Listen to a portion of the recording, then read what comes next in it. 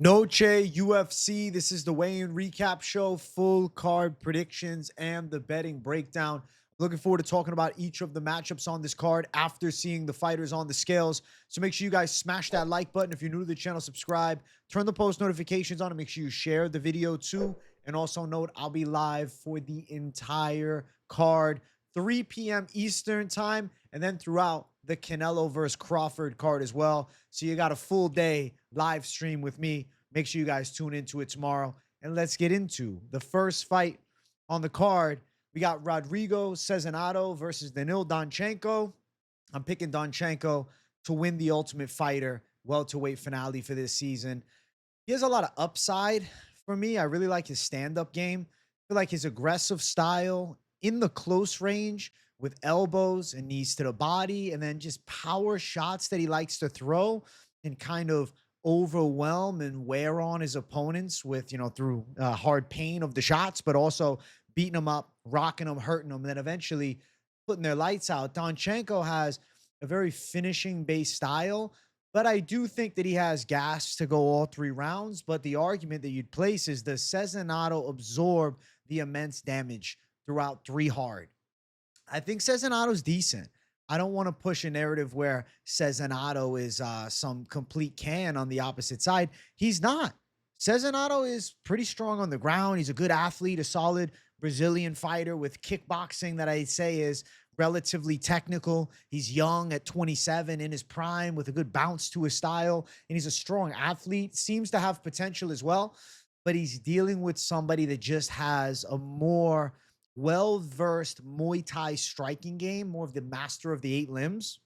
And I think there's more danger on the side of Donchenko. If we're striking from range, Donchenko could rip at the legs, close that gap, throwing hard shots, backing up Cezinado. On the opposite side, I think Cezinado's game plan will probably be a bit more wrestling heavy.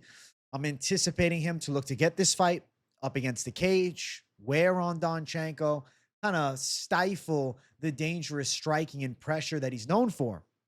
But I feel as though Donchenko's going to have a sound takedown defense game. I think his hips, being very good with the kicks, are going to showcase in takedown defense. And I think Cezinado is getting outstruck and outworked by a power hitter like Donchenko. We'll find out about this Cezinado chin. I think that he seems to be a guy that takes a good shot, but even guys that take good shots can eventually be shut out. And Donchenko live to do a lot of damage here. I could see a TKO, maybe a 2nd or 3rd round stoppage as Donchenko overwhelms, wears on, and puts a decent output in striking on Rodrigo, or even Donchenko winning a strike fest decision. But I'm going to lean towards Donchenko's power being enough for him to get this fight out of there. And I feel like he's one to watch in the welterweight division, and one of the most exciting fighters coming off of tough in a long time. Now let's check out the scales and let's see what we're looking at. We got the face off there, but first let's just look at each fighter one by one. I'll be honest, they killed him with the angle. He's got his eyes shut. Looks like he's holding in a sneeze right there. But Donchenko is in pretty sound shape. Looks ready to go for sure. On the opposite side, expect nothing less. Cezinado also looking pretty solid on the scale. Looks a lot like Nicholas Mota, to be honest with you. Nicholas Mota, but like, a little more aura to him, I'd say. Nicholas Mota with a little more swag to him. There's the face-off. Donchenko a little taller. Physicality-wise, similar. Donchenko more dangerous in the striking. He's going to give you like Yuri Prohashka, Rafael Fiziev vibes, and for good reason. He's a nasty striker with a real power threat. And I think most likely Donchenko goes out there and puts it on Cezinado. But Cezinado didn't look bad on tough and seems capable, so he could maybe put a gutsy effort out and end up losing a hard 3-rounder. The pick is Donchenko at -190, Cezinado at +165.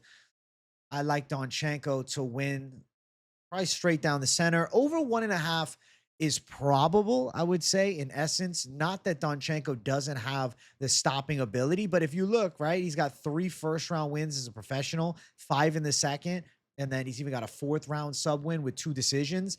Even though he's a powerful fighter that gets a lot of stoppages, he's well-versed in the way that he fights. Yes, he knocked out Max Dixon in one shot, or Matt Dixon, rather, early on tough, round number one. He absolutely destroyed Dixon. Cezinato's a lot better than that. I think there's a chance Cezinando survives over a round and a half, but I do think Donchenko at some point is live to get a finish. KO for the side of Donchenko, plus 175. Not crazy about the prop betting side. I'll say over 45. I thought it was over 34 for Donchenko. Over 45 is probable. I don't really love the prop betting at all, but I say it's probable for over 45 and a half or possible even. Most significant strikes, Donchenko at 2-1. I say yes. Donchenko to win at minus 205. I say yes. Danil Donchenko should be our next Ultimate Fighter welterweight winner. The dude's got the Valhalla vibes, right? Straight out of the fucking Vikings playbook. And I think that he's got the dangerous striking attack to get excited about. And at 24, pretty blue chip as far as a prospect goes. I think he's handling Rodrigo Cezinando and winning tough. Next fight on the card, the ladies going after it. Elise Pereira versus Montserrat Rendon. No, not Alex Pereira's sister. I've been picking Elise Pereira throughout the week, but with an obvious red flag of 19 years old, she is a damn child. Now, she's got 5 pro fights.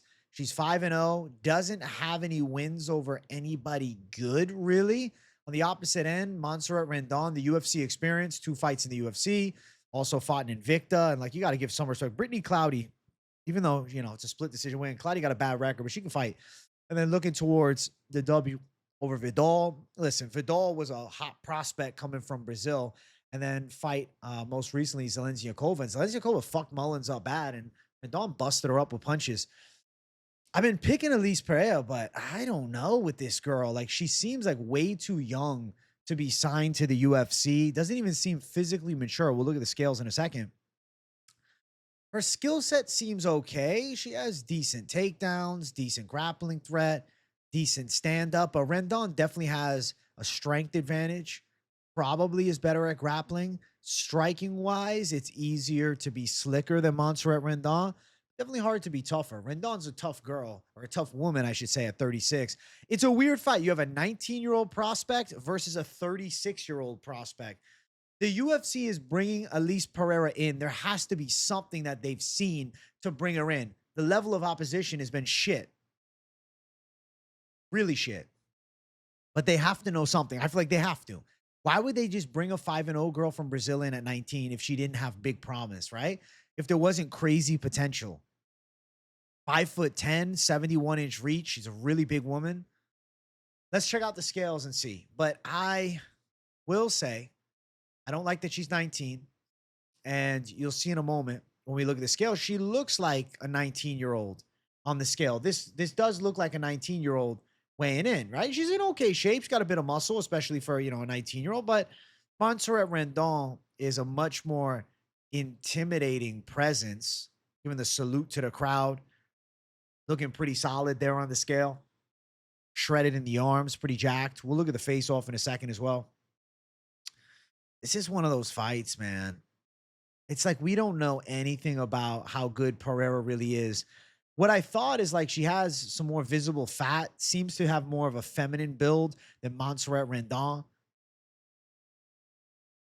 I could see Elise Pereira end up getting, exposed here. I hate even having to make a pick for a fight like this. But my argument towards Pereira is I think she's the better striker. I think she's capable in grappling defense and maybe even offense. Definitely seems to have upside being 5-0 and signed to the UFC. I have to maybe trust in the UFC for bringing a girl over. Are they really signing a 19-year-old from Brazil, bringing her onto this card to fight Montserrat Rendon, a girl that's 1-1 in the UFC, 36. How many years does she really have left? Not going to be a contender. Are they really bringing her in to lose? Not saying that she couldn't lose, but the expectation has to be that Pereira is pretty good. I'll lean towards Pereira having skills that we're going to find out about more so than you can find on the web right now. Minus 150. There's really no point to bet a fight like this. Plus 130 Rendon. I can understand. Say, hey, I want to bet the underdog. Okay. Listen, at the end of the day, Montserrat Rendon is not very good. She's a tough woman. Got solid ground skills. Her striking, not good, but effective in some sense. She still lands punches, though it's a little sloppy. Elise Pereira, if she's got some serious potential, wins the fight. Over 2.5, minus 250. I don't give a shit about any of these props. I don't care.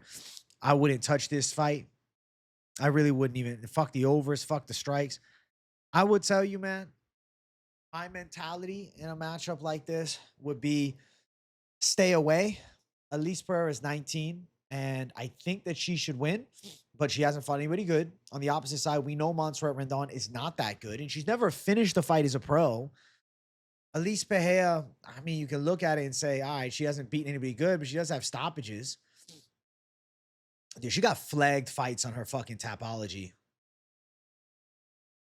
That's not a good sign. Samara Santos, the best woman she fought, 12-10. Coming off a loss in LFA. Lost a shitload of fights, my God. Majority of her fights are losses. Give me Elise Pereira to win somehow. Could be a decision. Wouldn't blow my mind. She seems to have some promise in the stand-up department. Striking looked pretty solid from what I saw with an aggressive Muay Thai style.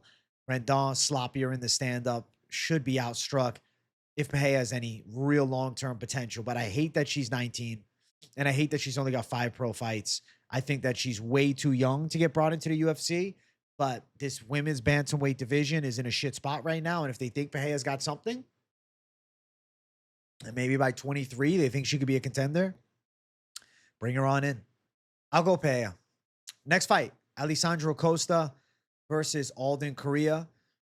I've been picking the side of Alessandro Costa, and I feel pretty good about this one. I feel like the evidence that Costa has an edge is there. I mean, Alessandro Costa is one of the more underrated flyweights on the UFC roster. He hasn't fought in a year and 4 months since he absolutely fucked up Kevin Borjas. But when you really look at Alessandro Costa's game, like, he's pretty legit. I mean, destroyed Borjas, a loss to Urseg, a knockout of Flick, and then a loss to Amir Albazi nearly 3 years ago in his debut.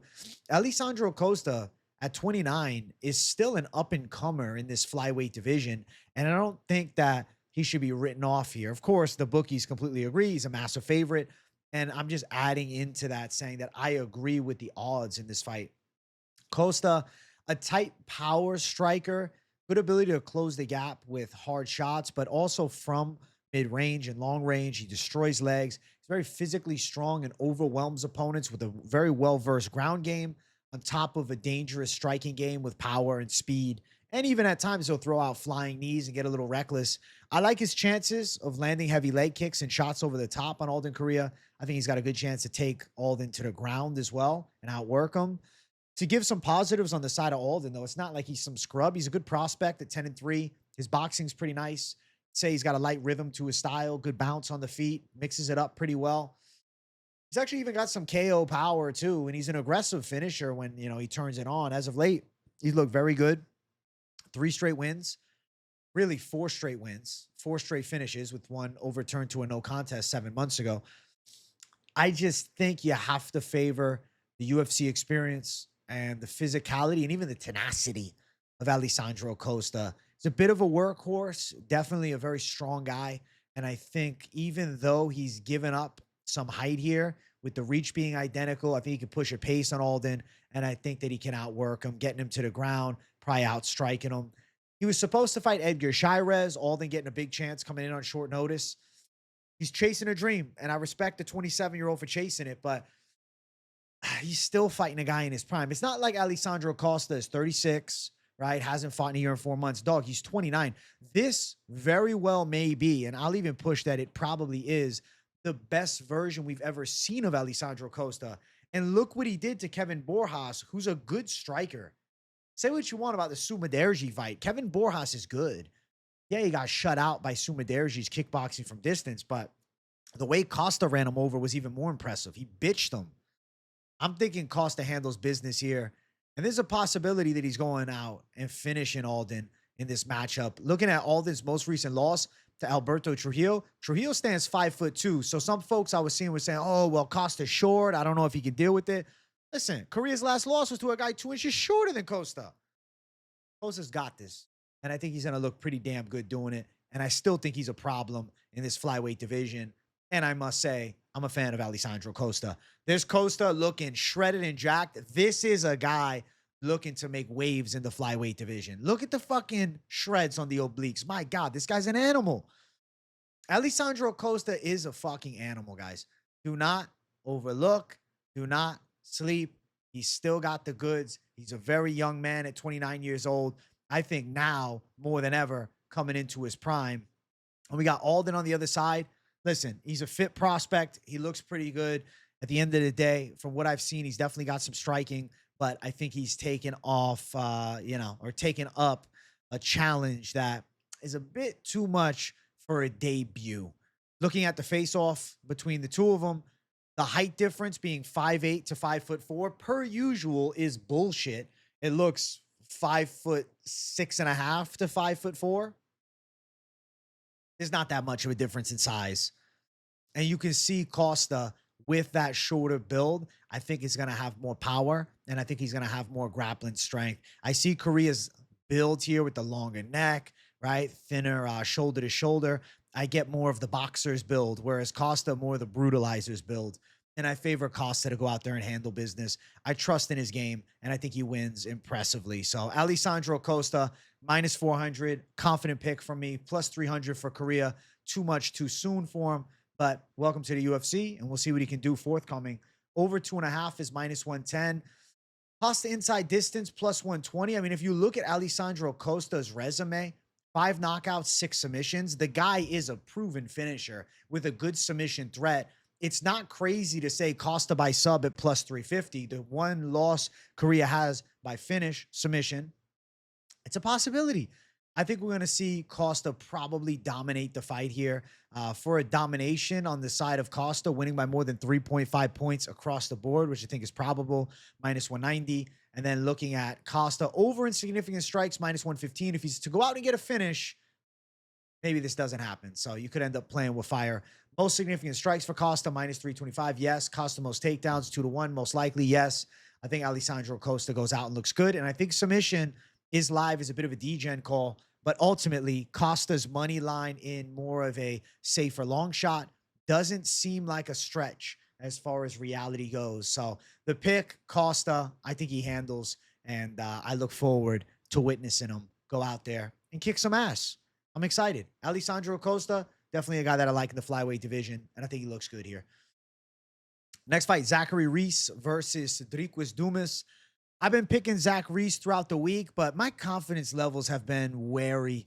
I mean, I started the week off with no confidence in him. As the week went on, I built it a bit, and then now I'm kind of teetering back and forth, and I almost spilt my drink here. Good catch. Yo, high reflexes, Jay. Is that the universe telling us trust in Zach Reese, or is it saying flip? I don't know. At the end of the day, I'm not looking for superstition. My argument for Zach Reese is the more dedicated and disciplined fighter. His kicking skills are pretty gnarly. He's got heavy body kicks, got a bit of power, a decent ground game, good submission threat. My argument for Stoltzfus Dumas is he's really not bad. He can box for sure. His grappling is decent. He's got actually underrated wrestling. We saw that against Cody Brundage. People are, easy to write him off because they're saying he's a career criminal. You know what I'm saying? Got some legal troubles that he's gotten himself into, but he also needs money. He's got $17 in his account or something like that leading up to this fucking fight. So dude's fighting for his life, really. That's a tall task. Stoltzfus Dumas has got 2-inch reach advantage. You can definitely mix it up with the hands. I feel like Zach Reese is the more dangerous striker, specifically in the kicks, and the more dangerous grappler, specifically in the submission department. But I do think Dumas with straight hands could have success. And I do think Dumas does have some wrestling that's easily slept on. But Zach Reese has more upside, I think, being the more dedicated and disciplined guy to the game. It's just, Todorović decision is really not fucking impressive. The Bakoyev loss is forgivable. A Medina decision is not impressive. The Marquez knockout was sick. Then a loss to Cody Brundage. Like, Zach Reese doesn't really have that good of a resume. I think these guys are a lot closer in ability than the odds will have you believing here. It's a worrisome call for Zach Reese. I got some doubts. I got some doubts on Zach Reese, man. Let's check out Zach Reese on the scale. Wrong cowboy hat. Where's our guy? He's a rhinestone cowboy. Oh, he doesn't have the hat on. There's Zach Reese weighing in. He looks pretty good. About what you expect. Cedric Dumas on weight, inked up. He looks ready to go. Typical Cedric Dumas look. And let's check out the face-off between the two of them. Let's feel the energy. Can we feel anything different in the air? Cedric Dumas was cheesing. Like, happy as hell to be there. There's Zach Reese staring him down. My worry with Zach Reese is his stiffness in the stand-up department. Okay? If you watch Zach Reese at times, he stands very stiff. Cedric Dumas can throw some hands.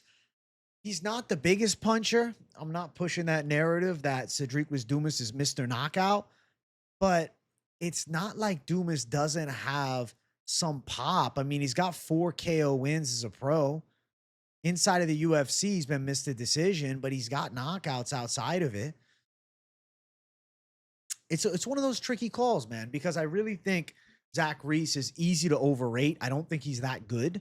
I think that he definitely has some ability, but when I look at the lines, especially as the week goes on, and I've spent a lot more time just like pondering this fight, and I've played it through in my head 25 to 50 times probably. And I can see Reese landing the body kick, but I can also see Dumas taking him down, and I can see Dumas punching him hard in the face. Dumas is a 2-1 underdog in this spot. Is it worth a minus 235 for Zach Reese? Earlier in the week, I was thinking, oh, yeah, he's got a shot. Oh, it's Zach Reese. But now I'm like sitting here and I'm really thinking Cedric Dumas can mix it up. Like his losses recently, the Rizzy Boya fight, he got eye gouged. He was doing okay before the eye gouge. And then he got knocked out by Oleg Jacek in an early stoppage. Is Zach Reese beating either one of those guys? Fuck no. Plus 200 for Cedric.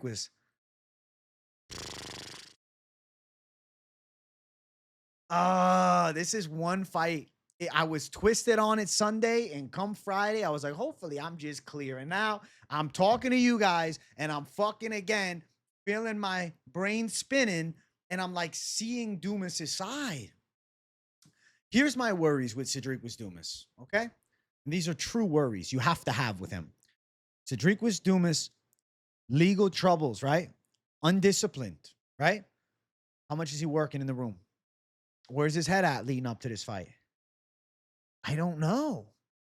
He's a walking red flag.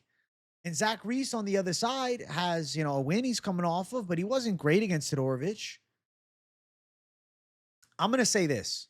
Betting side, I feel like over 1.5 makes sense at plus 125. Reese didn't finish Todorović or Medina. Now he's going to finish Dumas. Like all of a sudden, are we thinking Dumas is easy to put away? I don't think he's easy to put away. He can box a bit. I feel like we're going 3. I feel like Reese could win a decision. Plus 650. I think Dumas on the other side could win a decision too. I think this fight's going all 3 rounds.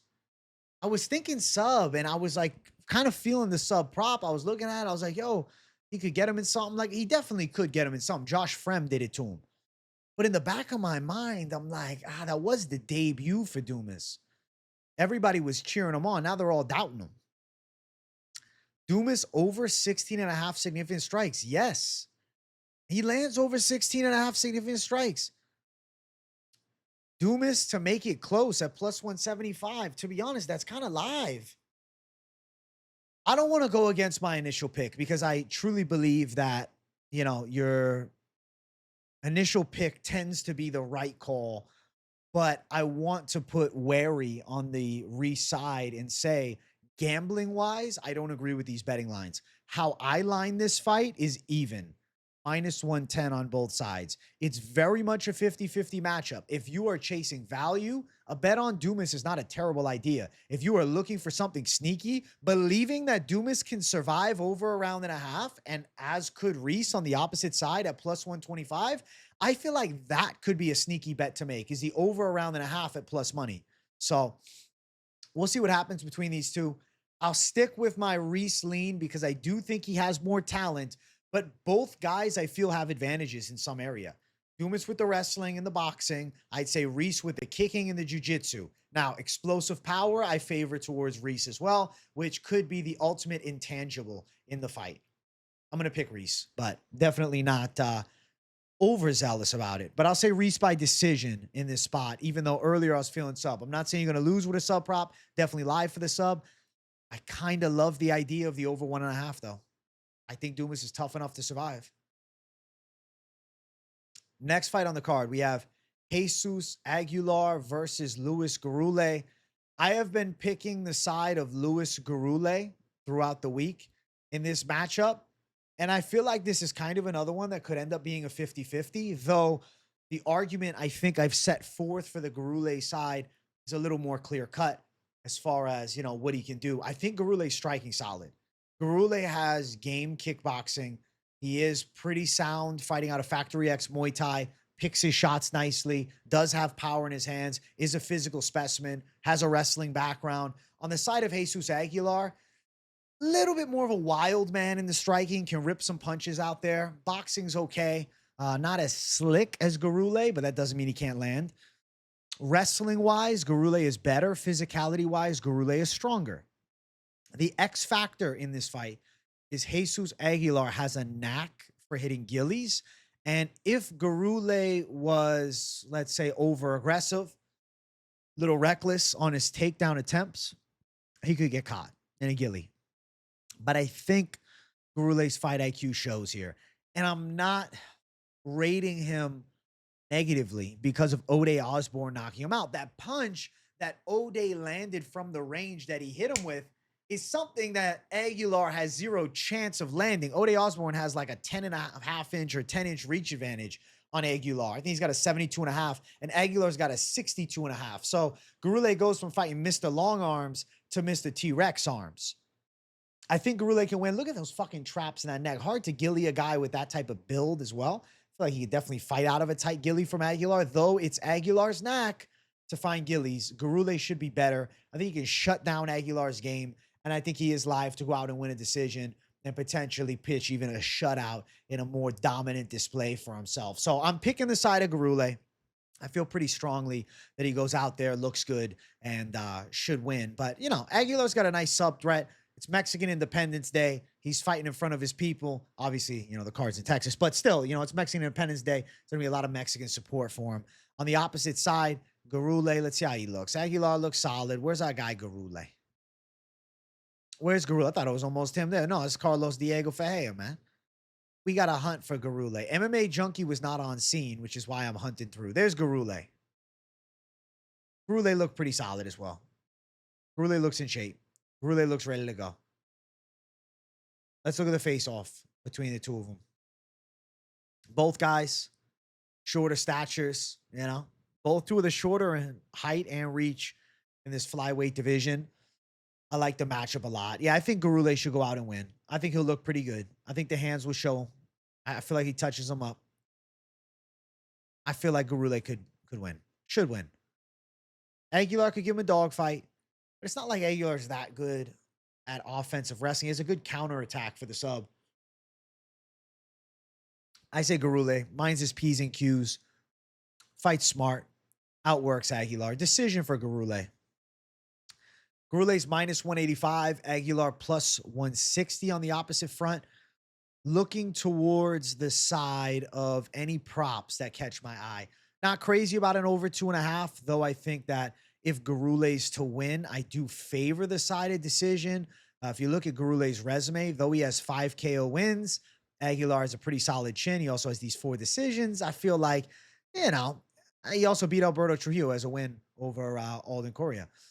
Decisions in his, you know, more recent fights. 4th round win against Jacob Silva, who actually is a dog. Fought on the on the Contender Series. Piccinini split decision. Kind of feeling like decision makes sense for Gurule. So over is live for sure at minus 170. Aguilar by sub on the opposite front is also live at plus 450 range, upwards of plus 650. Gurule to win by decision sits at plus 125. Let's see here. Gurule most significant, minus 320. Aguilar most takedowns. Gurule could win the takedown battle at plus 250. I'm not sure. Aguilar over 2.5 takedown? I don't know about that, man. Gurule over 37.5 significant strikes, minus 115. I think so. I think Gurule wins. I think he lands bigger shots. I think he lands the over in the significant strikes. I think he lands more significant shots. Yeah, I think he lands more than 10 around. I think Luis Gurule goes out and looks pretty solid in a relatively competitive affair, but still a Gurule advantageous position throughout all three. I'm picking him. Next fight on the card, the ladies are going after it here. It's Tatiana Suarez versus Amanda Lemos. I like this ladies fight, and it's probably a number one contender fight, depending upon who wins in this one and then who wins the strawweight belt. I've been picking Tati Suarez. Listen, though Tatiana Suarez was really shown levels against Weili Zhang, she's still probably number 2 in the weight class. She is a wrestling specimen, okay? Her grappling is fucking legit. Weili is just amazing and one of the best female fighters of all time. Now, Amanda Lemos is a good striker, really good kickboxer, nasty power in her hands, has good low kicks, good slickness in the stand-up department. Her striking is sound and her ground skills are okay as well. She's sound on the floor. Ultimately, though, I don't think at 38 she handles the pressure wrestling attack that Tatiana Suarez brings to the table. Looking at Tatiana, she fought 7 months ago against Weili. Before that, it was 2 years, 1 month, and then what? So it's a 1.5 year layoff before a title fight. Now she's back out there in 7 months.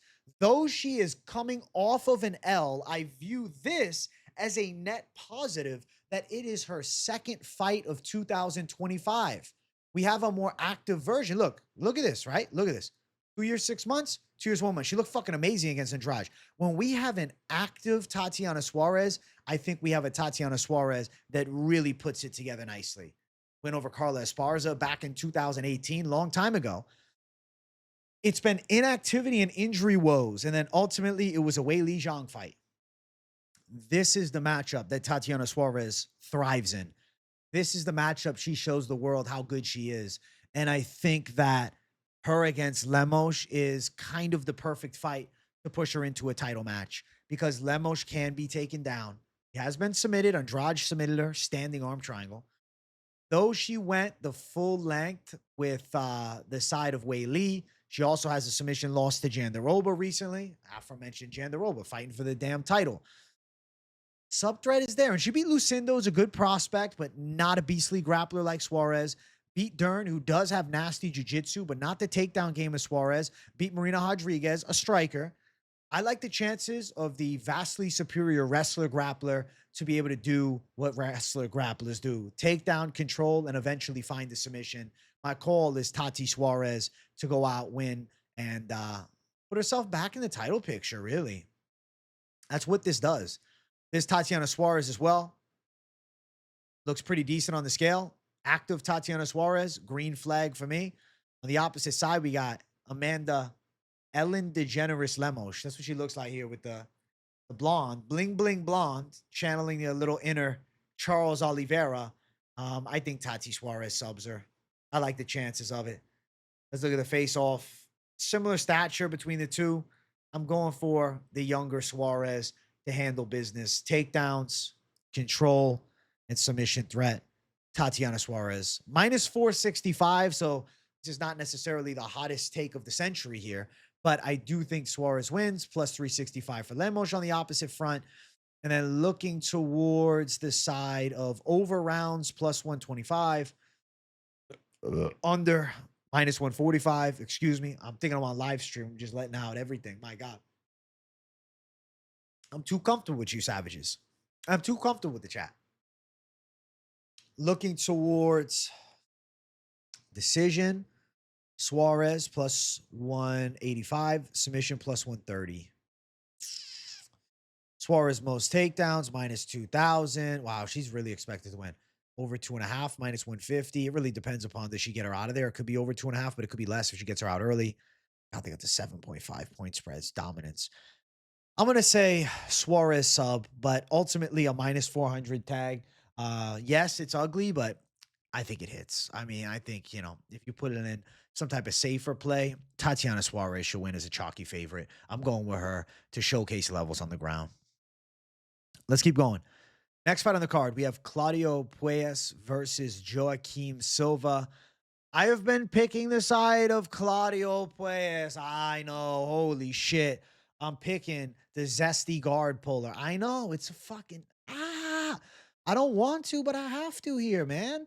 The thing is, like Claudio Puelles, he had Dan Hooker in a knee bar. He did lose the fight, but he had him in a knee bar that majority of human beings are tapping to. So his jiu-jitsu is really good. And then on the opposite side, he goes to a split decision loss to Fares Ziam. Ziam is fucking good. Joaquim Silva's all right. I mean, the truth is, he is a dangerous journeyman, an athletic specimen, an explosive striker, a strong Brazilian who's well-rounded and, does have, Neto BJJ, the nickname, right? So the jiu-jitsu. But I think that Puelles has better grappling. I think Puelles is more technically proficient in the area of submissions, especially in modern jiu-jitsu, right? I feel like Joaquim Silva has more of that traditionalist MMA jiu-jitsu base, older era jiu-jitsu, versus Puelles has more of the new school jiu-jitsu, attacking the legs, right? I think Joaquim Silva could end up getting caught in some type of leg entanglement. Puelles loves leg locks. He loves that position. And though he didn't get it against Dan Hooker, it was tight and he was shooting for it against Fares Ziam. Before that, 2 straight wins by knee bar. He's got 3 knee bar wins inside of the UFC. Got a good amount of submissions as a professional. I mean, the dude's won 7 fights by sub out of his 12 wins. More of his wins are by sub than any other method. I think Puelles on the ground is live to control, even if it's not a submission. I do think Puelles could go out and end up winning a decision. So my call is Claudio Puelles to pull through. Yes, I don't necessarily love that, picking Claudio against a fucking badass looking Brazilian dude. But at the end of the day, Joaquim Silva, he's a really fucking jacked journeyman. Truth of it all, he's a really fucking jacked journeyman. All right, Claudio Puelles, you know what? He might be a journeyman. He might be on his way to it. But at the very least, I can say with Claudio Puelles, we don't know yet. All right? We don't know yet. He's still young. He's 29.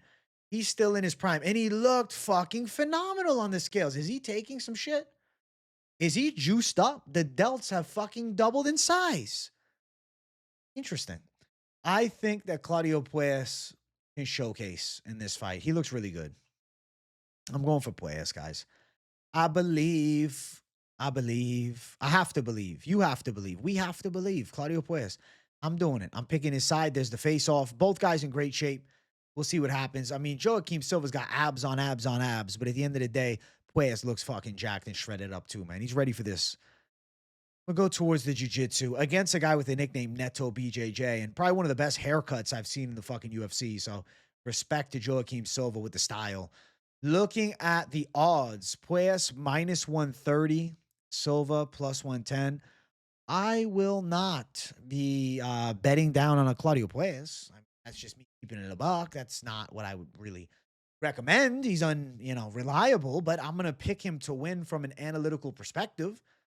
In a breakdown, I think he wins the fight. Do you want to go out and throw your fucking, hard-earned cash at him? Probably not. But I think he wins, and you could win if you did. You know what I'm saying? It's fucking gambling. Minus 147 for the over. Possible. Let's see what else we got. Let's see what else. Sub plus 350. Care about the props at all.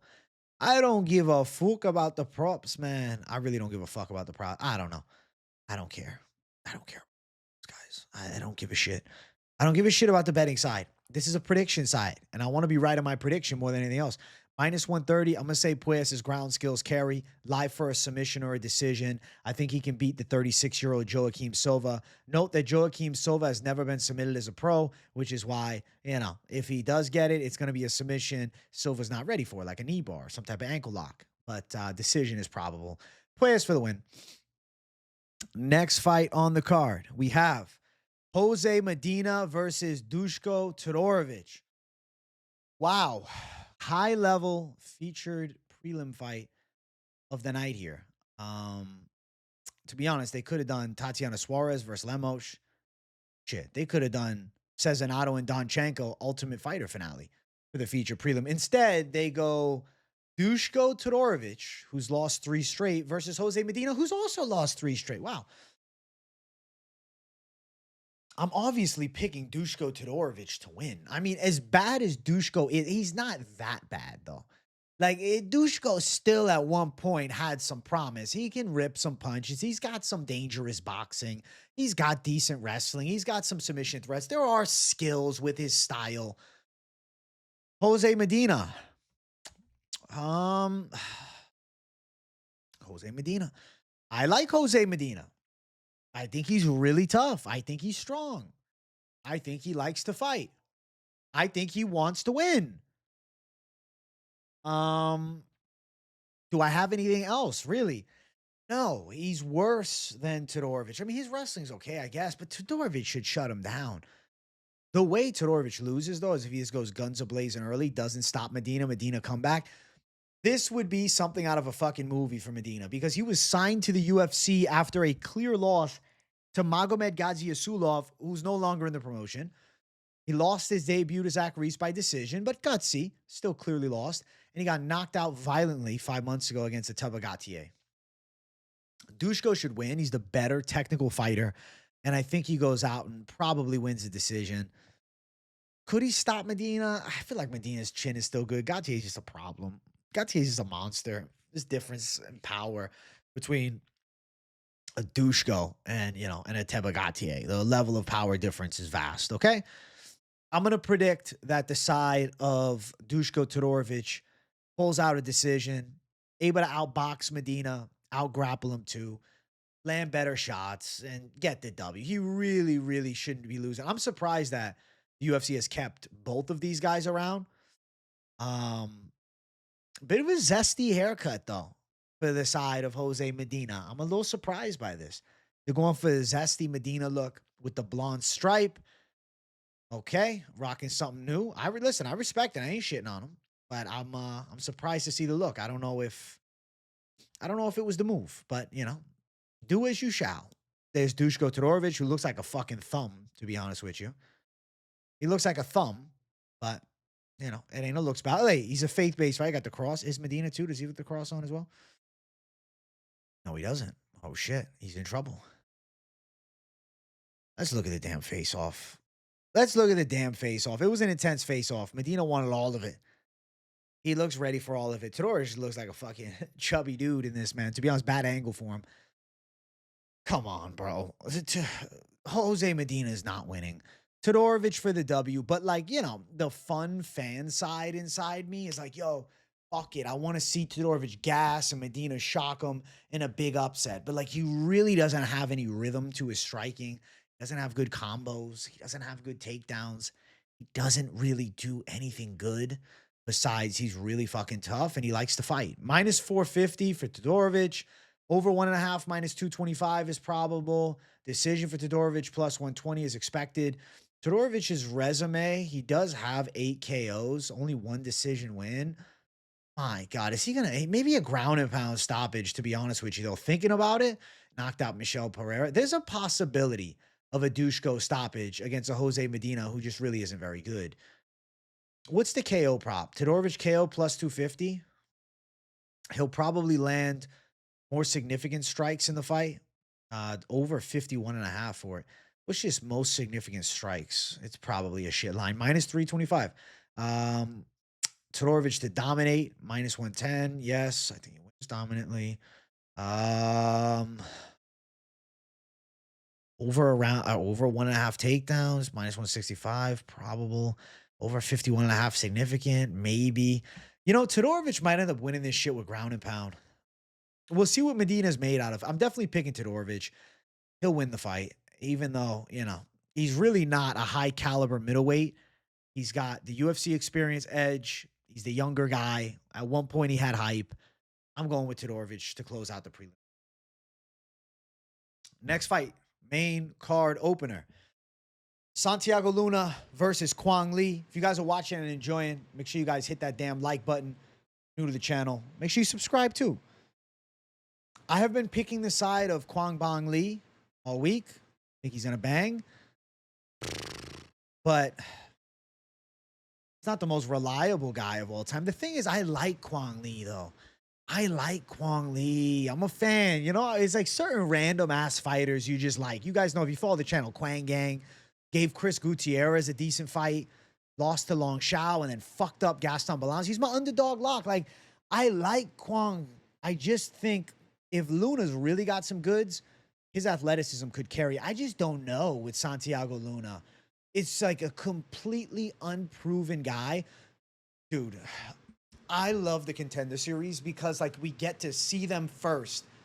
A debut against a guy in Quang Lee, not an easy task, especially a full camp Quang Lee for a 21-year-old. Santiago Luna does seem to have strong wrestling and an aggressive style, does seem to have pretty good skills on the mat, does seem to have a decent striking game too. High volume type of fighter. But I don't know. Quang Lee's pretty sound on the floor. Quang Lee's striking's not bad. He's got power. I feel like Quang Lee can end up getting a decision win over a 21-year-old kid here who we don't know enough about. He was supposed to fight David Martinez, who's in the co-main event, who's an excellent striker. Luna definitely going to be shooting more.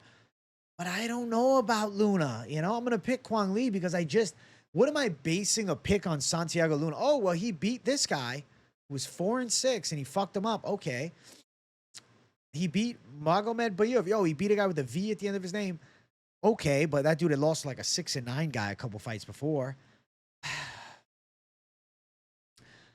Chris Gutierrez lost. He still went distance. Quang Lee's been in the UFC for over a year now. Quang Lee has a decent striking game with a capable ground game. I'm going to say Quang Lee can win a decision. I'm going to stick with my pick of Quang Lee because Santiago Luna, there is no evidence of what he brings to the table. Now, I will say, I looked at the scale and I'm like, yo, this guy looks in fucking great shape. This kid's definitely coming to win. He's definitely coming out hard for 3 heavy. But I still feel as though my guy, Quang Bang Lee, is going to be able to survive the onslaught. I think Quang can win. He got like a sinister look. If you really look closely at Quang's eyes, man, he's got some sinister look to him, right? Looks a little devious, bro. Looks like a villain. Deep down, Quang Lee is just waiting to turn heel, man. With the crowd booing him here, maybe we see dark Quang Lee. That's what I want. There's the face-off. We got Luna with the fucking, cowboy hat, the glasses on. I'm going with Quang Lee. I'm going to go with the more experienced guy, with the UFC veteran, the guy that was literally on this card and in a full camp, as opposed to an unknown prospect who's undefeated at 6-0. And Quang Lee's the dog at plus 115. Luna minus 135. We just don't know anything about Luna. We don't know enough. I'm going to say Quang Lee can pull through. I think this fight probably goes over, but it's only minus 120. I don't love that. I feel like Lee is a dog. I mean, it's a live call for sure. Luna could have an aggressive start, then gas out, and then Lee win, the second and third rounds. Let's see what the strikes are. What numbers are we looking at? I'll say over 30 significant. Over in takedowns, Spread on Lee, minus 155. At the very least, he wins a round. Probable as well. I think Quang Lee's going to be ready for 3 hard. I don't think he's getting knocked out like he did against Long Shao. Long Shao's a fucking gangster, too. Like, Long Shao is proven, fuck the skill set. Long Shao has proven that he's a fucking savage. He's a zombie. The way he's fucking throwing elbows versus Ji Yoon last time, or Su Young Yu, rather. Mixing up the Asian names. My apologies to the Koreans. The way he's ripping those, like, you know what I'm saying? So, like, okay, that's his loss. And then Gutierrez. Who is Santiago Luna fought? No one. Quang Lee beat Gaston Balanes. Balanes is a hell of a striker. He's grappling shit, but he's a hell of a striker. I'm going with the side of Lee. I'm going to say decision possible. But if you are betting on this fight, just moneyline that shit. Next fight on the card, we got Alexander Hernandez versus Diego Ferreira. I've been picking the side of Alexander Hernandez to win. I really like the momentum on the Hernandez side. 3 straight victories. And last fight, it's going to be about 4 weeks removed from it as we get to fight day. A first round KO of Chase Hooper. And it was a Chase Hooper who was on a roll. Hernandez's striking is pretty good. His takedown defense is sound. He's got really good footwork. He's got good accuracy. He's a well-versed guy who's been in the UFC for a really long time now. He started off his UFC career red hot with the knockout of Benny Dariush. Benny Dariush, also the kryptonite of Diego Ferreira, has 2 wins over him. Not saying MMA math, but I am saying I'm picking Alexander Hernandez because I believe timing is a factor too. Diego Ferreira, 40 years old. Yeah, he looked good against Matej Rembeshki on a comeback knockout and then beat Michael Johnson by a violent KO, but he still got handled by Grant Dawson 7 months ago. Had losses to Gamrot and Gregor Gillespie before that. He had a couple good performances, but he's still a 40-year-old. And I think Hernandez surging up the ranks right now. At lightweight, he's won 4 straight. His losses recently have been at 145.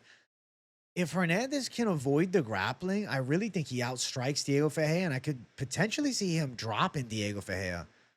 I'm going to go with Alexander Hernandez to put together a good performance and end up having like a pretty successful fight here against a guy in Diego Ferreira who was actually supposed to fight on the same card as him 3+ weeks ago against Bobby Green for Diego, but fight got canceled. I was picking Diego to win that one against Bobby, a wash Bobby Green.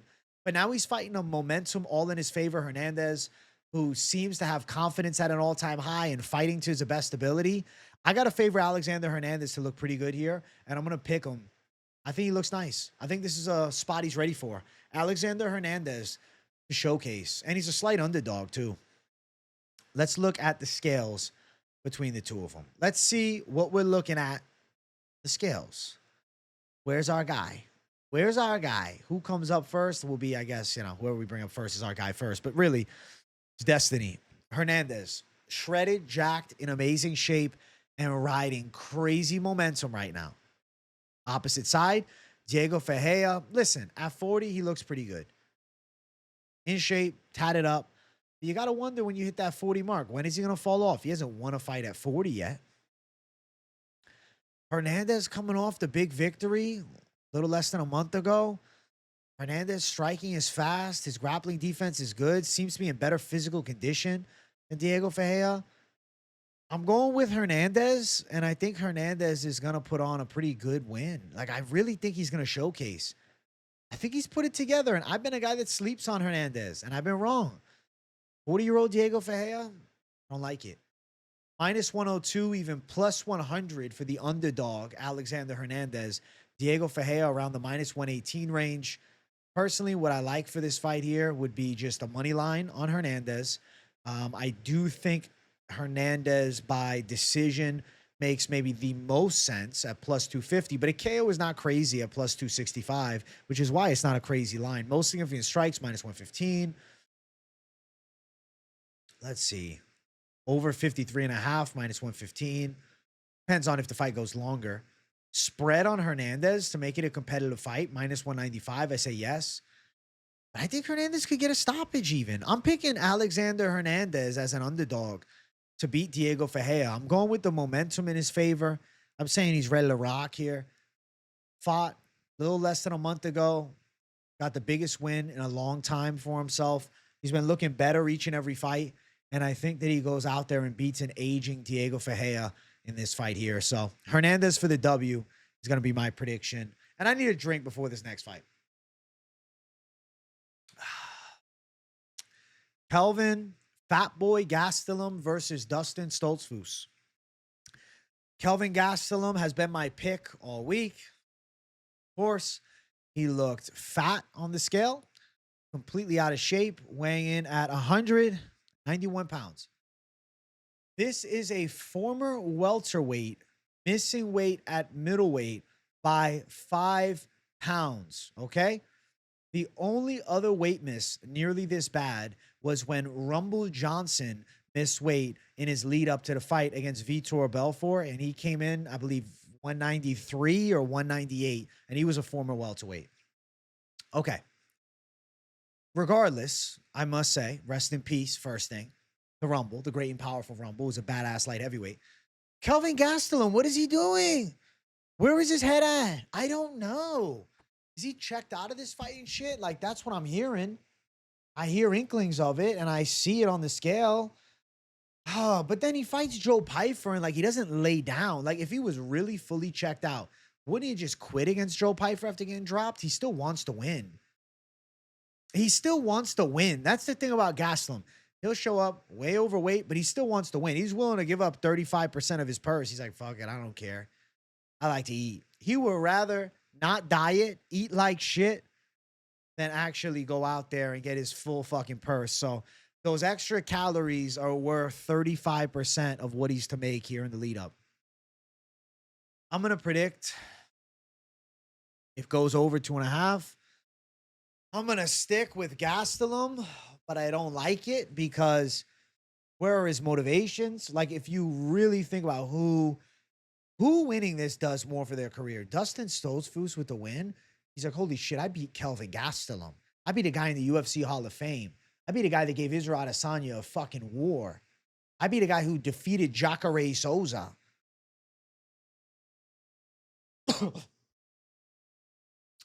Kelvin Gastelum is past his best days, though they are about the same age. Kelvin had a much earlier rise, right? Fought Uriah Hall on The Ultimate Fighter, won in the finale against him. Kelvin has been on this roster forever, man. I was in middle school watching Kelvin Gastelum. When he is on, he's fucking good. He definitely isn't putting the work in, I'll tell you that. But those skills don't really go away. He still can box, and he can box better than Dustin Stoltzfus. He still defensively wrestles well, and I think he can stop the Stoltzfus aggressive attack, which Stoltzfus is coming with because Stoltzfus has pretty good wrestling. I think Gastelum could win, but I will say that fucking Sean Brady fight, he looked like an absolute scrub on the ground. Now, to be fair, last fight, he showed a lot of guts against Joe Pyfer, absorbing numerous power shots being dropped, but still surviving till the end and having even success in round number 3. Beat D-Rod in a very unfair circumstance with them moving the weight class up and shit like that by a decision. What was the win before? Chris Curtis win, and then the Cannonier loss years ago now. I'm going to say Gastelum with his hands can still do enough. I think Gastelum with his hands can still do enough. I think his defensive wrestling is there. But Stoltzfus isn't bad, though. Like, picking Gastelum, it's so worrisome because it's like, where's his head at? If you ask me right now, Kelvin Gastelum that showed up versus Izzy or Stoltzfus, bruh, Gastelum destroy him. It will knock his ass out. This version of Gastelum is not the same. So I'm going to pick Gastelum by a decision, a testy decision. I like the over 2.5. Stoltzfus could end up upsetting him. I mean, Stoltzfus has decent wins, knocked out Burial, destroyed Punahele Soriano. Like, there has to be some respect on Dustin Stoltzfus' development. There's a win over Joe Pyfer on Contender Series, too. Broke Joe's arm with the takedown. But I'll say Kelvin Gastelum squeaks by. In his prime, he does. And what about now? I get it. It's fucked. There's Kelvin. He looks pretty thick. He looks like a damn refrigerator laying in. He didn't even give a fuck about missing weight. I think he's retiring after this fight, which is not a good sign because he could end up just selling. He wanted one more check. He's like, I don't give a shit about this anymore. Stoltzfus looked incredible on the scale. The most badass looking Stoltzfus I've ever seen. It's a bad sign, man. Stoltzfus is live. That's why I like the over 2.5. Gastelum didn't even take his shirt off. He just coming in. He's like, fuck it, let's fight. Even you look at Sean Shelby just giving him the side eye. Like, you fucking don't care about this. Oh, but when the cage door closes, this is the truth about Kelvin. All this bullshit I'm talking. When the cage door closes, Kelvin fucking Gastelum fights. He's not a bitch in the cage. Might be a bitch on the scale, but you don't quit. He's not a guy that turtles up and taps out. He don't give you his neck. Kelvin Gastelum's a dog. I mean, even Sean Brady mauled him on the ground. Like, Sean Brady mauled him on the ground, eventually got him to Kimura. But at the end of the day, Sean Brady's high level as fuck. Like, he didn't want to lose that fight. You know what I'm saying? Like, when the fight happens, he doesn't want to lose. Is that enough against Stoltzfus? If you didn't know anything about these guys, though, okay? This is for you guys.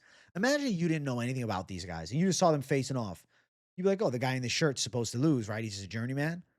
You wouldn't realize that that's a fucking UFC Hall of Famer in front of you. What the fuck? I'll pick Gastelum because it's the last time. But if he loses, I don't want to hear shit. I don't want to hear shit if he loses. I'm telling you guys, it's not a good bet on Gastelum. Minus 220 Gastelum, Stoltzfus plus 185. I think that the over 2.5 rounds is live at minus 190. But I will say, I have this bad feeling like, what if Gastelum really is done and Stoltzfus by sub? Dustin Stoltzfus has a crafty submission game. He's got 6 sub wins, and he's got submission wins inside of the UFC. He beat Punahele Soriano by sub. 1 submission win in the UFC. I'm not saying it happens, right? But, you know, if you're looking for a D-Gen call, plus 1,200 range, this fight is fucked. This fight is fucked, man. This fight is fucked. I'll pick Gastelum. I'll stick with my initial lean. I'll stick with my initial pick, but he looked terrible. Could it be close? Maybe the spread hit. Maybe. Oh, Kelvin. I think over 2.5 is live. Gastelum could win or lose the decision. It could end up going either way. So if you want to play the Stoltzfus spread to, you know, lose within 3.5 at even money, not a terrible idea. And then he goes out and wins. So, you know, you cover your ass a little bit instead of just chasing a dog. Kelvin Gastelum, ladies and gentlemen. All right, I'm going with him. Let's move on, please. Next fight, featured fight of the night. We got Jared Gordon versus Rafa Garcia. I am picking the side of Jared Gordon, and he's leg number 1 of the Lock City Parlay. I am a big Jared Gordon fan, I must tell you. I like Jared Gordon a lot. Jared Gordon is a guy that's grown on me. I wasn't always a fan, but seeing his performances, I'm like, this fucking guy's game. I doubted him in fights, like, you know, from the damn Haqparas fight, which ultimately ended up being right, but close decision.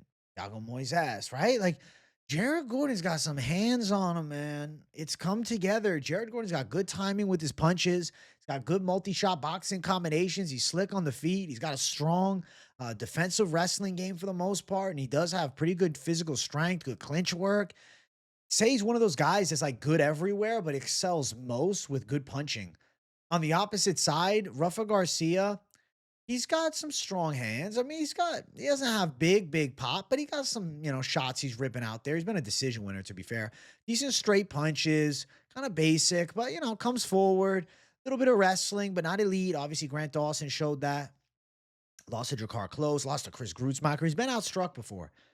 I think Rafa Garcia is getting shut out by Jared Gordon's hands, but I do think he's got a good chin on him. I think he probably survives Gordon's big shots, but I think Jared Gordon is like a lot better as far as the stand-up game goes and the defensive grappling than Rafa Garcia is. So, like, I like the chances of Jared Gordon going out there and having a pretty swell performance and putting on. Yeah, he's 37, but he's a young 37. He's a prime 37. His last 5 fights, Paddy Pimblett decision, which could have went his way. No contest with Green. He was winning. Mark Madsen knockout. Close decision with Haqparas that could have went his way and beat Moises. In a perfect world, he's won 5 straight. Like, really think about it. And then the loss before that, Grant Dawson in the 3rd round. Obviously, most recent loss, Grant Dawson in the 2nd round for Rafa Garcia here. He got stopped with ground and pound. I think that Jared Gordon's better. I think the striking looks pretty good. His hands are on point. I think they should show themselves quite well in this matchup against a Rafa Garcia, who I don't think has the edge in the grappling area, and I don't think Rafa Garcia has the edge in the boxing area. I think this is going to be a Jared Gordon fight, and I think he wins and looks pretty good doing it. So Jared Gordon, the prediction for this matchup, and I'm excited about it. Let's check out the scales. Let's see. Both guys looking in pretty good shape. Gordon also got that addict durability. That ex-addict durability is different, man. That grit's crazy. There he is, looking, you know, pretty Jared Gordon on the scale, and then pretty Rafa Garcia on the other side. Both guys in shape. Both guys looking ready to rock. No substantial notes about weigh-ins like the last fight.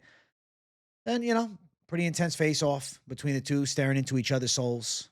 I'll pick the side of Jared Gordon. I'll pick the side of Gordon to pull through. I like Gordon's chances of landing bigger and better shots throughout. Minus 220, the favorite, Jared Gordon, plus 185 for Rafa Garcia. And then let's see here. Anything else? Over 2.5, 3-1, definitely possible. Rafa Garcia, as a professional, he's got the 1 KO loss, but it was a ground and pound stoppage. Now he was knocked out on the feet. Gordon by KO, plus 575. Though he's been showing power, he's got decision ability. Decision, minus 135, not great. Not great. Over 64 and a half, significant, minus 115, maybe. Most significant strikes for Gordon make sense at 2-1. I agree.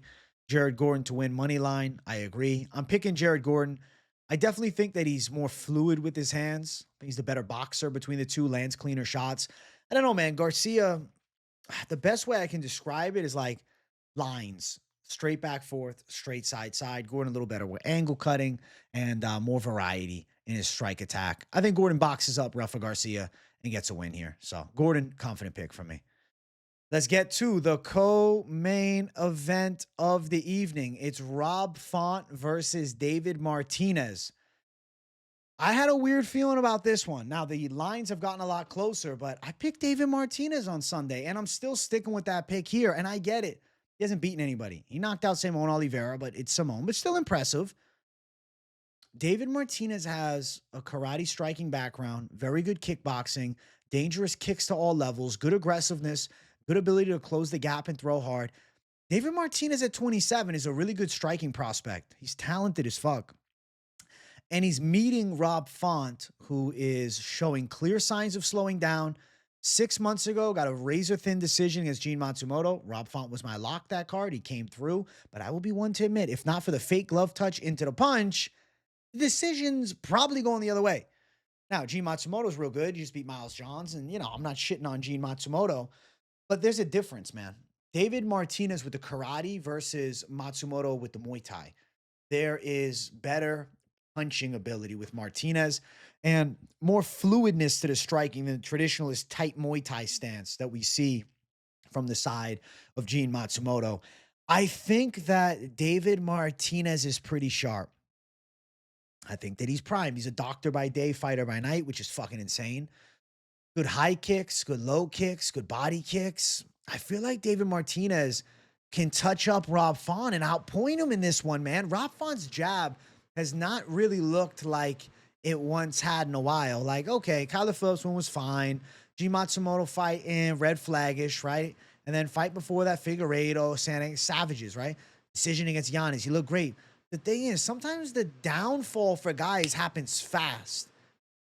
I don't know where Rob Font is at 38. He doesn't look the same to me. Spent some time at TriStar, but I believe as of recent, he's back with New England Cartel. They've been doing pretty bad lately, to be fair. And I'm going to lean towards Martinez pulling this upset off. Now, odds-wise, it's not a huge upset, but in my mind, I think this is a much bigger upset.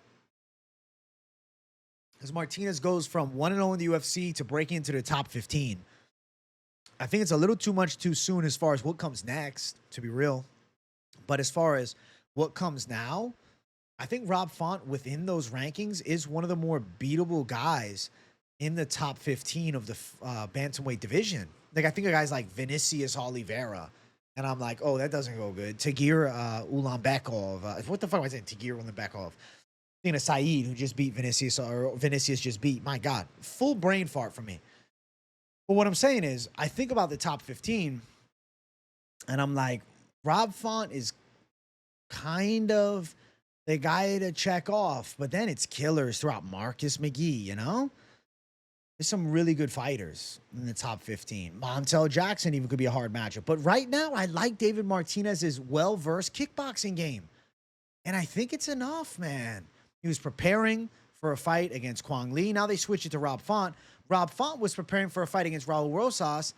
I kind of thought Rosas would probably out-wrestle him. There's Font on the scale. I'll be honest. I don't think he looked good on the scale. Looked a little shaky. Looked a little uncomfortable. The beard covers how sucked in he is. But if you really look at his face, you see he had a hard cut. It's not an easy 35 cut for him. I don't know, man. Or I do know. I'm not saying I don't know, like I don't know what my pick is, but I don't know, man. Like, I don't know what Rob Font really has left for sure. I have some relatively serious doubts about the Rob Font game at this point. David Martinez on the opposite side looked pretty damn good. Has that killer look in his eye, calm, cool, collected, and incredibly confident. And the striking to back it, too. And then there's the face-off between the two of them. Font a little bit taller. Can he work that educated jab? Can he keep Martinez at bay? Or does Martinez's well-versed kickboxing style come into play? heavy high kicks to the arms, wearing on Rob Font, heavy kicks to the legs. I think David Martinez for the upset isn't a crazy take at all, man. I'm picking him to win. I'm going to go Martinez. Now, of course, the odds are way too close. The odds surprised me. It opened up at plus 145, spread to as large as plus 180. That makes more sense to me. Rob Font is a minus 210 favorite. That makes more sense to me. Seeing the odds close like this is weird. So it's like, making the betting side of Martinez a lot more avoidable, I guess you could say, or pushing more hesitancy, I will even use. I'm going to pick David Martinez, but like plus 105 really isn't good enough odds for him in the biggest fight of his life. Now, looking towards some of the other things here. Significant strikes for Martinez, over 59, maybe. Spread on Martinez to make it close, minus 220 live. If Rob Font's jab looks crispy as it ever has, that's one thing, but I just don't think it will. I'm going David Martinez, plus 105. I'm going with the underdog, though a slight underdog, near even money dog. Seems a lot of money has come down on Martinez. People like his style. His stand-up is quite good. And I feel like Rob Font is showing signs of slowing down. It's a close decision, Mexican Independence Day. We've seen bad decisions before on Noche. I'm going to go David Martinez to win. Possibly judge his scorecards, but he could end up landing a big head kick. But I'll go with Martinez on the cards, though he has knockout potential. Let's jump to the main event of the evening. If you guys are watching and enjoying, make sure you all smash that like button. And if you're new to the channel, make sure you subscribe it up. We got Diego Lopes versus Gene Silva. I'm picking Gene Silva. Confident pick from me. And the second leg of the Lock City parlay, it's him and Jared Gordon together. Listen, talking about the actual matchup and how I see it, Gene Silva is really nasty striker from mid, long, and close range with an ability to fight off of the back foot at an incredibly high level, which is a key in this matchup against a pressure fighter like Diego Lopes. Diego Lopes has very good in the pocket punch combinations. Jean Silva, specifically in the Drew Dober fight, showed immense awareness of in close range punches by a very powerful guy in Drew Dober. Gene Silva is incredibly aware from a defensive side, okay? The standpoint of his defensive abilities are proven for me. He put on the masterclass of the counter shot and the ability to deal with the bull style and then fine-tune him with his precision. Last time, submitted Bryce Mitchell, beat Bryce Mitchell at what he's best. Right before that, the gamesmanship against a nasty kickboxer in Melsik Baghdasaryan. He got a first-round knockout. Gene Silva's striking is a problem here because Diego Lopes gets hit a lot. Diego Lopes is hittable. Closes that gap, but in doing so, to get in close range, leaves opportunities to counter-strike. And Gene Silva's going to be landing good shots here, big shots. Gene Silva's striking is good, man. There is similarities to Gene Silva and Volkanovski. I know you guys are, what? Fighting off the back foot ability to move. Thing is, Gene Silva has more one-punch knockout power. I can see Gene Silva landing thunderous shots and Diego Lopes's iron chin holding up. But the thing is, can his face hold up? Gene Silva had the nasty doctor stoppage against Drew Dober. His elbow game is incredibly dangerous, too. I can see him causing a bad gash on Diego Lopes and potentially even scoring a doctor stoppage in the later stages of the fight. Or a busted up Lopes leaking blood is eventually dropped, knocked out, and then stopped. Like I could see a TKO because of an accumulation of just power shots over the course of the fight leading to a John Silva stoppage. But I will also push that I believe John Silva has 5-round cardio. And he has a patient style, though ultra effective with stoppages and wins by knockout. Gene Silva can be technically sound, and he is technically sound, and Gene Silva can fight off the back foot comfortably, and I think he can outpoint Diego Lopes. He's the sharper striker. He's the more precise striker, and I think he's the more dangerous guy. I think he gets Fighting Nerds back on track, and I'll also go out and say that I think he's the best of the bunch over at Fighting Nerds, the most well-versed. I think that Gene Silva is going to beat Diego Lopes. Whether it's a 5-round fight or he ends up getting a stoppage, I think he's ready for it. He's outstriking Diego Lopes in this one. Now, I know some folks talking about Lopes' ground skills. Lopes is not a beastly wrestler, though. Though he has a good ability when fights hit the mat, he doesn't have tremendous wrestling skills.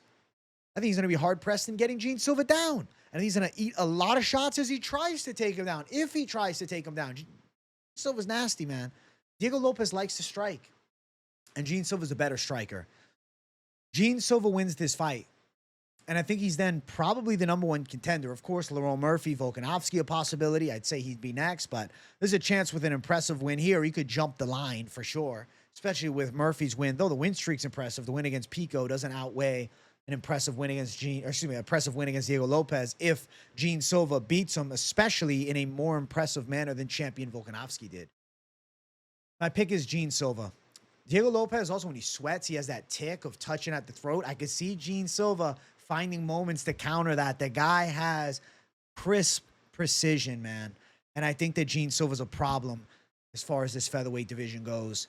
And he's surging up the ranks. 5'7", 5'6", the perfect heights as of recent to be featherweight champion. And I think Gene Silva's coming into his own. I'm picking the up-and-coming savage, Gene Silva, with the breakout win against the former title challenger in Diego Lopes. The call is Gene Silva in the matchup. Let's check them out on the scale. Diego Lopes, very noche for Lopes. The mustache, the hat. He really is the import Brazilian Mexican fighter. He's representing the Mexican people, though he is of Brazilian heritage, man. He's become a Mexican. He's a surrogate Mexican. On the other side, you got the crazy man, Gene Silva, screaming. Now, of course, he looked weird with a full head of hair. I was like, oh my God, is this the downfall of the aura? No, he shaved it. He shaved it off. Don't worry. Thankfully, he shaved it off. I didn't want to see full head of hair Gene Silva out there. I think that would have been a bit of a red flag.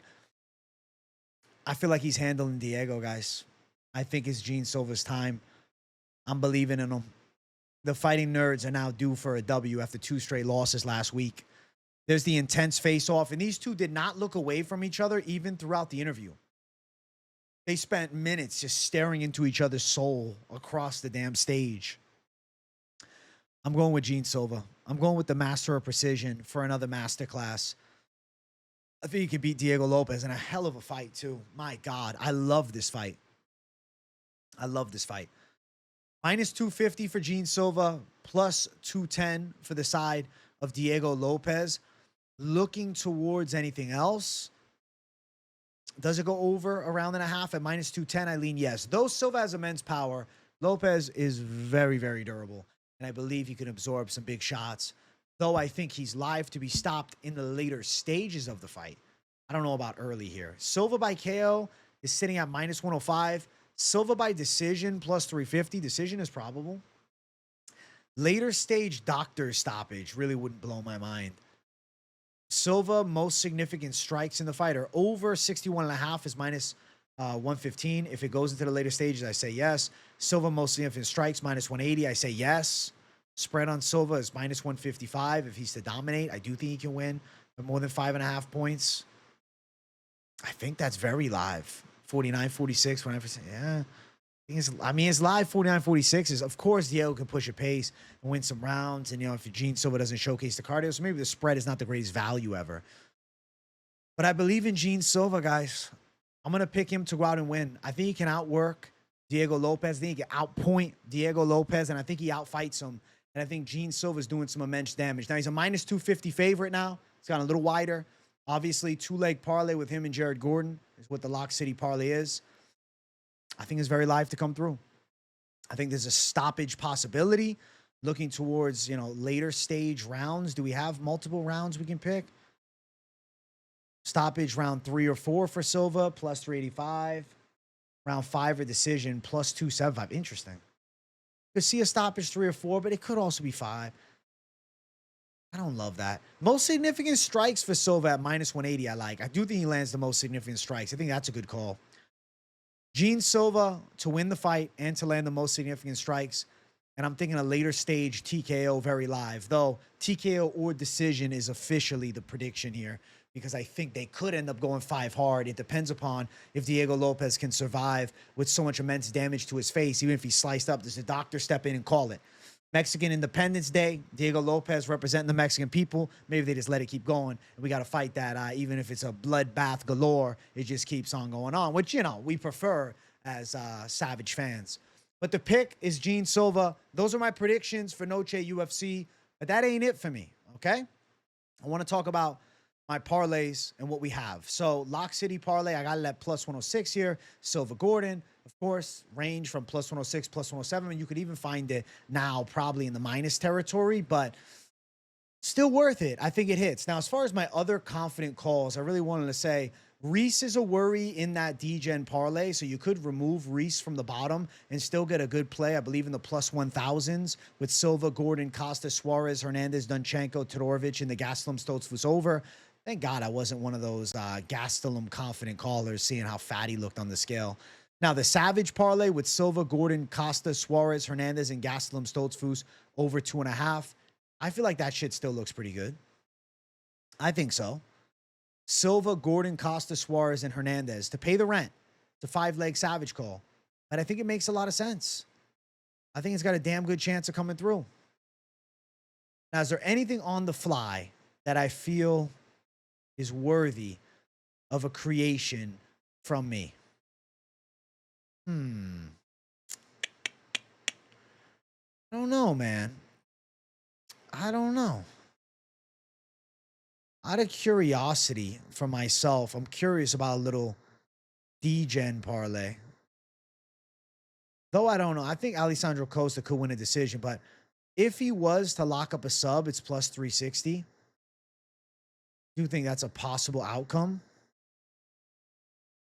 And if you believe in Rafa Garcia's chin, and you're saying Gordon to win on the judges' scorecards, I don't love this. This is DGen shit. Plus 760 for those two. Then if you think Gene Silva could get a knockout, but real quick, we'll do it with Donchenko. If Donchenko got a knockout early, you'd be sitting at plus 2,394. Now we got to find Mr. Gene Silva for the KO. Maybe we're looking at something a little different here. Of course, bro. Of course, they don't have him. There he is. And then Silva to get a KO. What is that? Plus 105. Plus 1663. I don't really love that DGen cycle right there. I do feel as though the over 1.5 in this Cedric Dumas fight is kind of a sneaky play to consider. So if you're interested in an over, you could go over 1.5 Dumas Reese. The more I've sat on it, it makes more sense. And then if you want to play that with, let's say, you know, a Jared Gordon and Hernandez, or even just a Hernandez is plus 340. Or if you're like, yo, I just want to play with the over in the Gastelum fight, you got plus 230. Those two overs, then with a Hernandez is plus 560, with a Gordon plus 853. And then if you have faith in Gene Silva at the top and you believe in, you know, the Fighting Nerd Savage, plus 1235 to make some shit happen with that.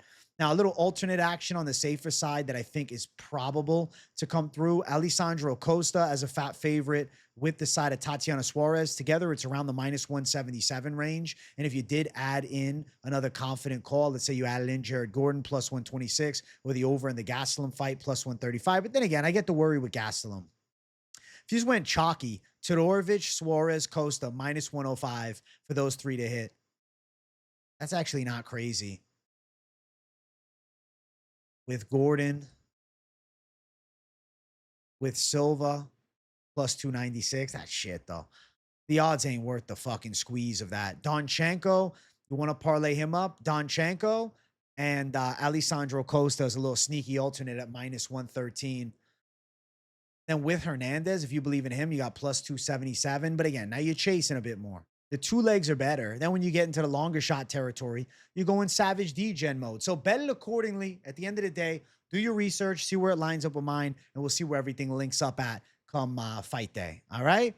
I hope you guys enjoyed this week's weigh-in recap show. Now, I will be live for the full card, including the boxing. But if you haven't seen yet, I have my breakdown of Canelo Alvarez versus Terrence Crawford up on the channel. I think it's a very worthwhile watch, so I'll post that up in the description. Make sure you guys go check it out after this video. I definitely feel like it's a banger for sure. Went in depth about the fight, and I got a pretty base take for the matchup too. Hope you guys enjoyed this one. Hit the like button. If you're new, subscribe. Turn the post notifications on too. You don't want to miss a thing. Live almost every day. Content every single day. Absolutely. I'm excited as hell for Noche UFC and the boxing too. Let me know in the comments what you thought of the predictions. I'm curious where you guys' heads are at. You agree with my main event take, or you a Diego Lopes witness? I want to hear from you. You got nothing to say in the comments. Please enjoy the content. As always, W in the chat to boost the algorithm for your boy. Thanks for watching, everybody. I see you all in the next one. Peace out.